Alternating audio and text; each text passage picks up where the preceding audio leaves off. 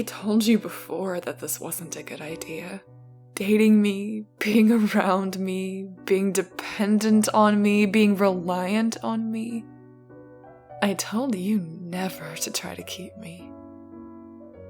I'm not something to keep, to have set in a cage and to watch for hours on end like a hamster or a bird.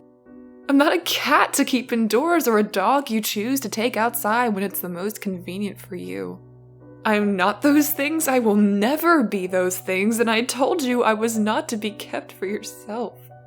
I told you, when we first met, I did not exist for you, for anyone, for anything.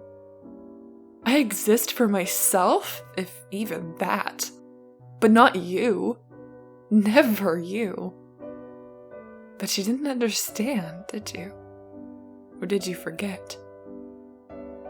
They say people are forgetful, that they are prone to letting things slip when something becomes routine, becomes a pattern to be followed and constrained, when something or someone becomes familiar.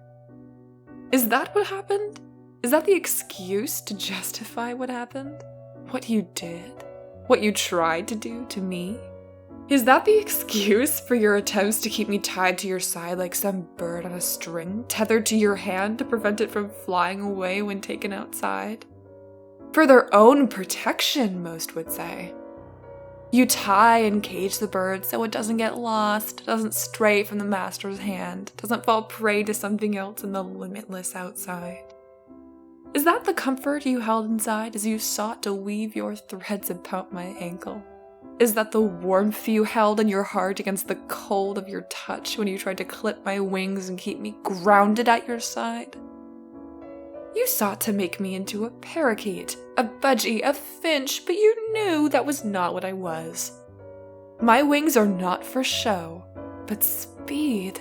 My mouth for rending flesh, my talons for crushing bone.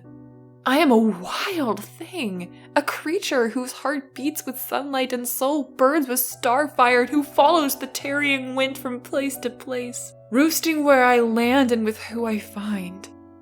A traveler of the wind and skies, not a pet, not a toy, not a sorry thing to be coddled and protected and kept still.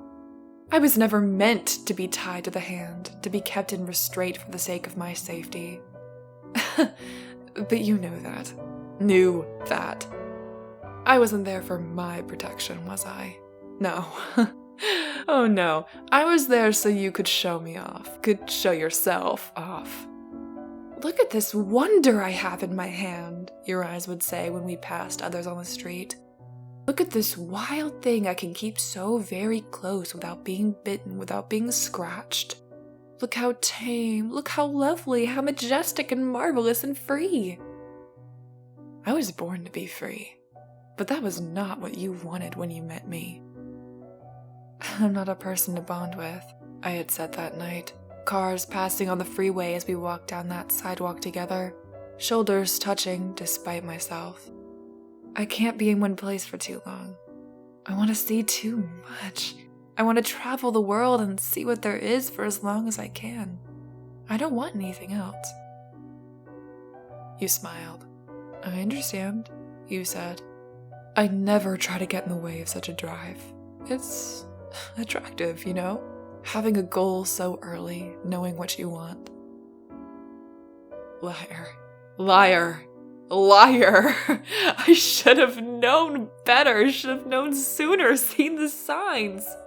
Looking back, they were so obvious, but I was young and stupid and had spent so long, too long, among the starlight and sunshine, being free to know what being cornered and trapped by slow intention feels like. I should have known. I should have known. But I was foolish. I was young, and you said you understood. And after so much time being alone, drifting from place to place, following the need to be in the air and away from everyone else, it felt good to have someone understand. It felt real. You trapped me, with smiles and warm words, with murmurs of love and affection and soft lingering touches and sparks of passion I never had directed at me, with promises that you would wait for me, be a center for me as I felt the need to drift again, the urge to see somewhere else. You gave me encouragement and praise, sweet nothings into my ear as I took my next flight. And I went away for months, and you were there when I felt the urge to come back. And you greeted me with open arms and eager mouth, and I could not pull away. I didn't know the cage had already been built, that the silver line was already wound about your wrist, waiting for the right moment. I didn't know. I should have, but I didn't. I should have recognized the patience of a hunter, but I didn't expect you would wait so long to finally spring your trap and cage me in. How long had I been waiting? Months? Years? I must commend you on your tenacity and drive to follow through on your goal. I never saw it coming. I never saw it because by the time you dropped your net over me, I trusted you. I came to you willingly and smiled at seeing you, coming to embrace you, to see you. I wanted to feel you hold me again, to feel like I had that center, that place I could potentially call home in a life where I never felt as though I could possess one. When you drift on the wind, the world is a landscape that passes by as a painting unfurling below. From up there, everything is the place you belong. But my perceptions had changed while with you, in your company. The world below felt distant and obscure when I knew there was a place, a person who was familiar and warm, who claimed time and again to love me. But you didn't love me. You loved the idea of me. You loved the presence of me, the thought of me, the image of me. You wanted me and to have me, to possess me and never let me go. You became obsessed with the idea of owning me, of controlling me, of dictating where I could and could not go, for how long I could be gone, that I should have you along with me, that you should be the one taking me from place to place and not of my own volition or the call of the wind. You wound your silver chain around my ankle and my neck and pulled. You refused to let go. And I feared you.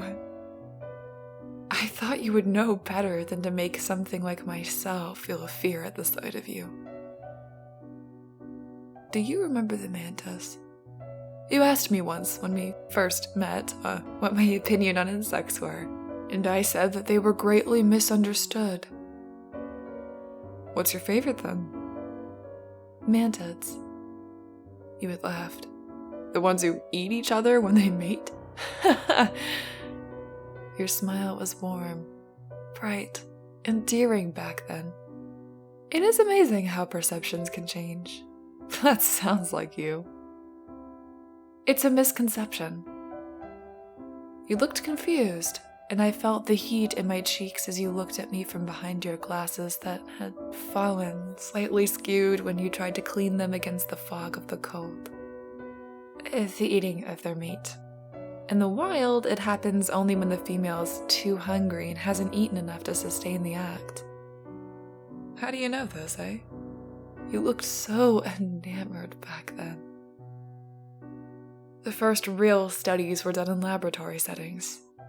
The males and females were stressed, and when that happens, they feel fear and act in strange ways. In the course of experiments, every female devoured their mate. People believed it as the common practice for years until researchers observed mating behavior in the wild and realized that most males actually seem to survive copulation. Ha! Never took you for such a bug nerd. We laughed. You bought me a terrarium to keep in your apartment. You let me raise mantids during the springs and summers I stayed with you. You seem to love them too. How many did we raise together? You learned so much about my favorite insect over those years, so how could you forget? Did you get too used to them? Too familiar? Did you believe you knew them so well that such basic things could be forgotten, dismissed without a second thought? Animals act in strange ways when stressed. They do strange things when afraid. But you forgot, didn't you? I knew you would. You always did. Dates, names, streets, band names, faces, directions, where you parked your car. You're nothing if not predictable. You forgot that some animals, when trapped, can make traps of their own. Luring you in was easy enough. You were comfortable with me. You thought you owned me. I had been coming back to you for years, and you knew the touch of my hand and the warmth of my skin and the scent of my hair and the sound of my voice. You felt possessive of me, protective of me. You wanted me close to you at all times so I could never get away. You wanted me vulnerable, pressed close against you, your hand in my hair, your mouth and my neck, your arm tight around my back. I am wild and beautiful, after all. Who wouldn't want me so near? So exposed, so willing to be touched. You trusted me, after all. You loved me.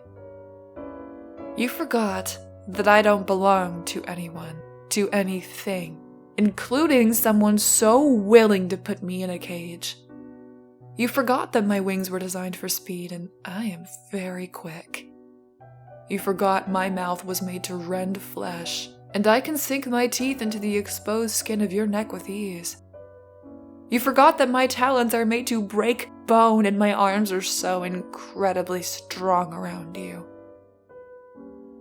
You're struggling, fighting against me as I hold you still, as I pull my mouth from your neck and feel the muscle tear away, as I feel the bones of your ribs strain and fracture under my arms. I can hear you gasping, unable to talk with the silver thread I have tangled around your throat, unable to kick me away with how it winds around your ankles. I told you when we first met that I was not someone to be around, to date, to bond with. I told you it wasn't a good idea to try and keep me. I am supposed to be free, to move as I want, to go from place to place, to be of sunlight and starfire and following the wheels of the wind and sky. I am not designed to be inside of a cage, regardless of how noble you thought your intentions would be. We act strangely when we're stressed, when we're confined, when we're forced to be in a place we're not supposed to be.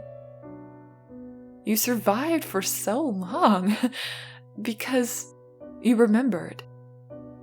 At least, you did for a while. But I am afraid. And I'm hungry when I'm afraid.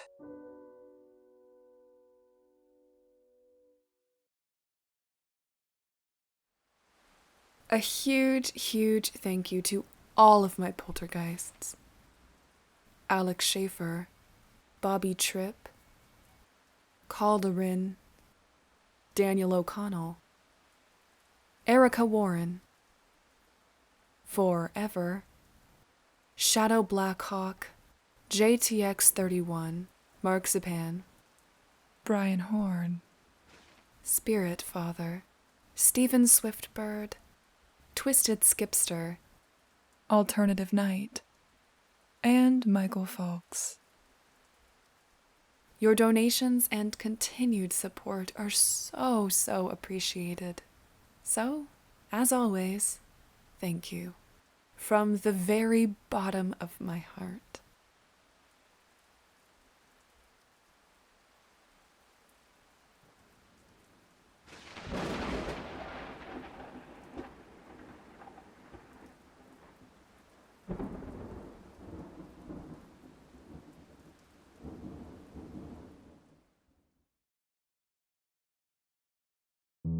The wasteland is ruthless and can kill you in so many ways, none of which will be quick or pleasant. If you see them in the wastelands, ignore them. If you hear footsteps behind you while traveling, don't stop. If something looks too good to be true, it probably is. And if you find yourself hungry, thirsty, wounded, infected, or anything else, you'll be dead before you even realized what happened.